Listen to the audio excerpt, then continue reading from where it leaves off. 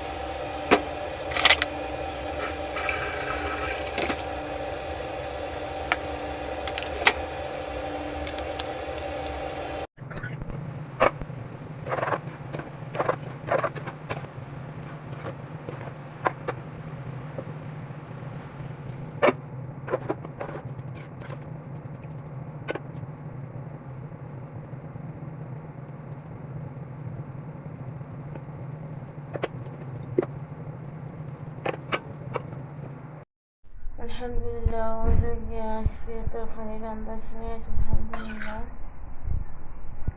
মুরব্বি আর পাতা কবি দিয়ে সব কিলাখান লাগলেও জানাইবা ভাল লাগলে অবশ্যই শেয়ার করবা আর অবশ্যই ফলো দিয়ে রাখবা শেয়ার করে দেবেন কিলাখান লাগলো তরকারিতে পাতা কবি আর মুখ জানাইতে বলবেন ওকে আল্লাহ হাফেজ দেখা হইব নেক্সট কোনো বলো কি আল্লাহ হাফেজ।